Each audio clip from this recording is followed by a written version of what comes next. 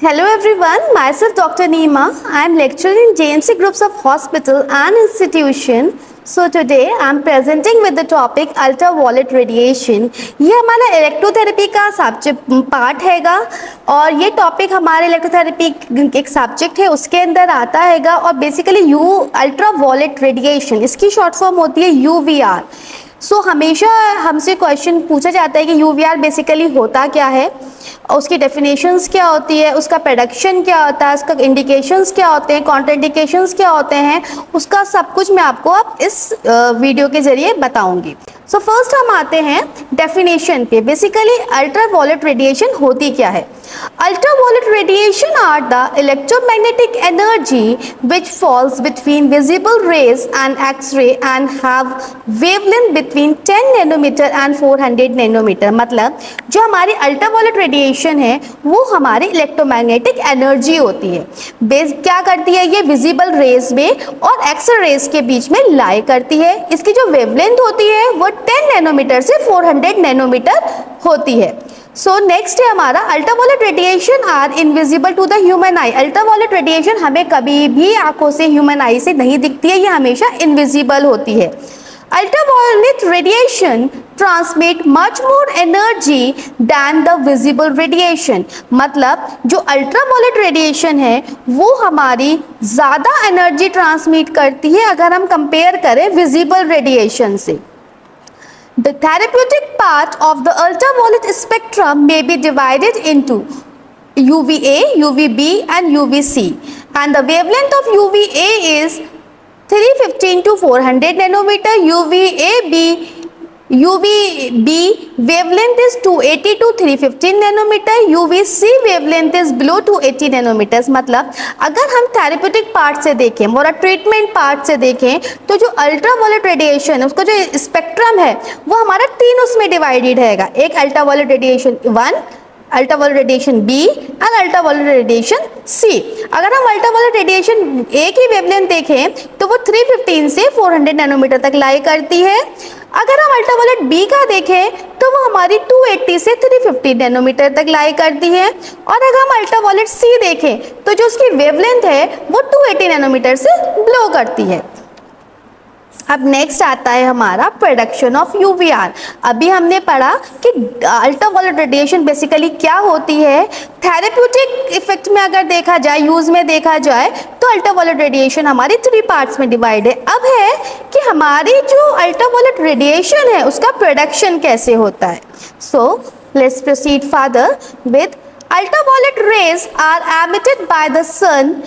But for therapeutic purpose some forms of generator is used. देखिए ultraviolet radiation हमें कहाँ से मिलती है, UVR हमें बेसिकली कहाँ से मिलता है, सन से मिलता है. लेकिन अगर थेरेप्यूटिक पर्पज से देखा जाए तो कुछ जनरेटर्स बने होते हैं जिनके थ्रू हम थेरेप्यूटिकली जो है अल्ट्रावॉयलेट रेज को यूज कर सकते हैं. Generator produce ultraviolet rays from mercury. Various type of generators are use such as, मतलब जो जनरेटर्स होते हैं अल्ट्रावॉयलेट रेज के वो मर्क्यूरी से बनते हैं. सो बहुत से जनरेटर्स होते हैं, बहुत टाइप के जनरेटर्स हैं जो हम यूज करते हैं, जैसे कि हमारा हुआ high pressure mercury vapour lamp, क्रोमियल लैम्प, फ्लोरेसेंस ट्यूब, थैरेक्टिन टनल एंड प्यूवा apparatus. तो ये हमारे 4 जनरेटर्स हैं जो हम लोग अल्ट्रावॉयलेट रेडिएशन में यूज करते हैं फॉर द थेरेप्यूटिक पर्पस. अब हम आगे प्रोसीड करते हैं कि हमारा फर्स्ट है high pressure mercury vapour lamp. जो हमारा high pressure mercury vapour lamp है वो कैसा होता है. It consist of U shaped glass tube. ये कैसे कंसिस्ट होता है, एक यू शेप की ग्लास ट्यूब है. ये जो ट्यूब है ये ग्लास की है, filled with argon gas at a low pressure. इसके अंदर क्या है, इस गैस के अंदर, इस U शेप ग्लास ट्यूब के अंदर क्या है, एरिगन गैस है जिसका प्रेशर बहुत लो है. ठीक है. Small amount of mercury is enclose in the tube and the tube is sealed at the bottom at both the end. मतलब जो हमारी ये ग्लास ट्यूब है इसके अंदर क्या है, हमारी एरेगन गैस है जिसका टेम्परेचर, जिसका जो प्रेशर है वो बहुत लो है और इसके अंदर कुछ अमाउंट की मरकरी पड़ी है और हमारी जो ये यू शेप्ड जो हमारी ग्लास ट्यूब है ये सील्ड है, मतलब दोनों साइड से ये बंद है। At the end of the glass tube electrodes are placed, मतलब अब एट एक एंड में, दोनों एंड में हमारी ग्लास ट्यूब के क्या प्लेस्ड है, इलेक्ट्रोड्स प्लेस्ड हैं, दो इलेक्ट्रोड्स हैं ये प्लेस्ड हैं। enclosed in a metal cap across which a high potential difference is applied, मतलब कि दोनों एंड में हमारे इलेक्ट्रोड्स हैं ग्लास ट्यूब के और ये मेटल कैप, और ये काय से बंद है, मेटल कैप से बंद है। क्यों? क्योंकि इनमें हाई पोटेंशियल डिफरेंस अप्लाइड होगा। जब हमारा वहाँ से एसी करंट आएगा मेन से तो क्या होगा, इनिशियली आयनाइजेशन होगा वोल्टेज का, तो इसी वजह से क्या है, हाई पोटेंशियल डिफरेंस अप्लाइड होगा इसके अंदर। ठीक है, now let's proceed further with the next generator that is a Kromayer lamp. ये हमारा क्या है, क्रोमेयर लैम्प। ये पूरा इसका डायग्राम है क्रोमेयर लैम्प किस तरीके का होता है। तो देखिए, the Kromayer lamp is a water cooled mercury vapour lamp.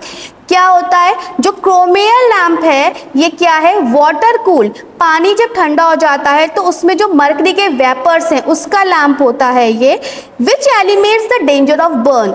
जो ठंडी वेपर्स हैं मर्करी के वो पेशेंट्स को आते हैं, पेशेंट्स को थेरेप्यूटिकल यूज में हम देते हैं।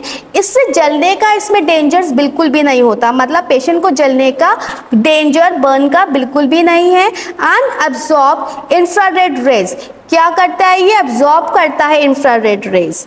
क्रोमेयर lamp can also be use to treat sinuses और deep body cavities. Kromayer lamp हम बेसिकली किस में देते हैं, साइनसेस में देते हैं, और कहीं भी बॉडी में, डीप बॉडी में कोई भी कैविटीज होती है हम उसमें देते हैं। Direct contact method can also be use at it minimise the danger of burn. हम क्रोमेयर लैम्प को डायरेक्ट कॉन्टेक्ट मेथड से भी यूज कर सकते हैं। क्यों? क्योंकि इसमें बर्निंग का चांस बिल्कुल भी नहीं होता, there is no danger of burning. तो it can be contact in direct contact with the body tissue, absorbed by the circulating water, so there is no danger of burn। वही same चीज़ है कि हम इसे डायरेक्ट कॉन्टेक्ट में दे सकते हैं body tissues के। क्यों? क्योंकि ये एब्जॉर्ब कर लेता है वाटर का सर्कुलेशन और इसमें कोई भी डेंजर नहीं होता बर्न का। नाउ नेक्स्ट है हमारा फ्लोरेसेंट ट्यूब। अब है हमारे थर्ड है हमारा फ्लोरेसेंट ट्यूब है। इसके अंदर क्या, each tube is about 120 centimetre long. Fluorescent tube हमारी कितनी होती है, 120 सेंटीमीटर लंबी होती है and is made up of a glass. ये ग्लास की बनी होती है, मतलब कांच की बनी होती है। Which allow long ultraviolet rays to pass.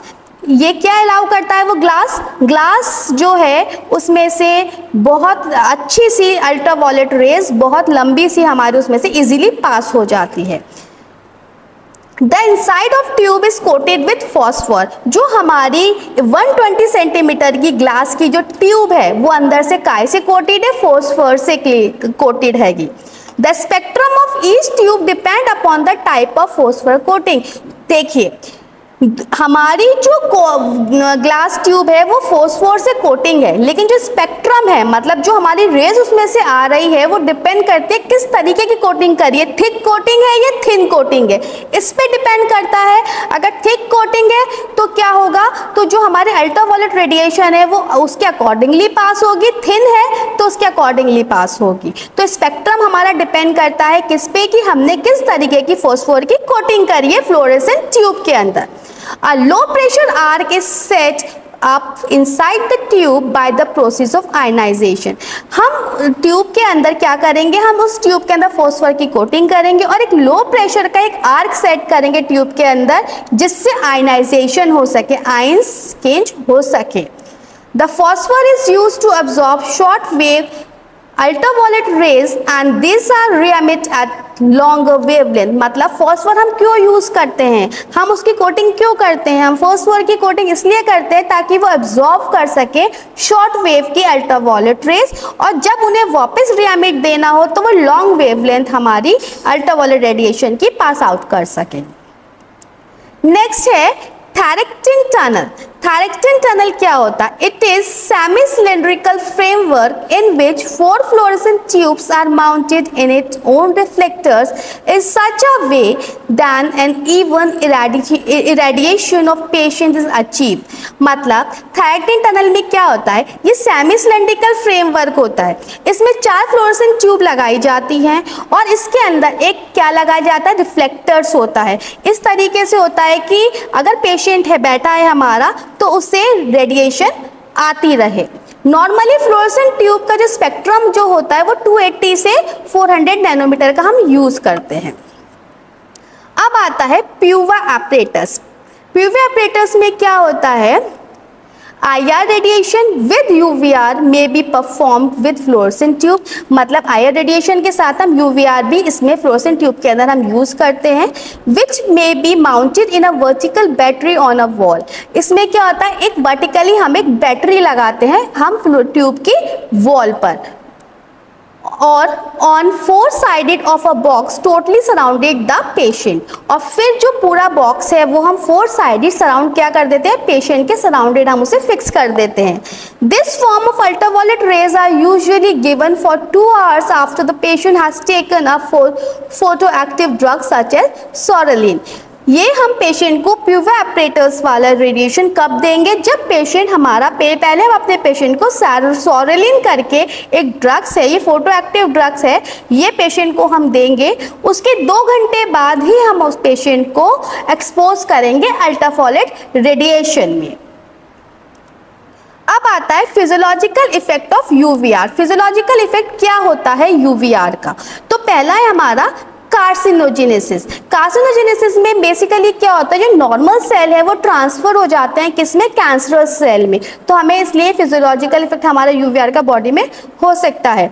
Erythema में बेसिकली क्या रहता है? स्किन में रैशेस हो जाते हैं, रेडनेस आ जाती है।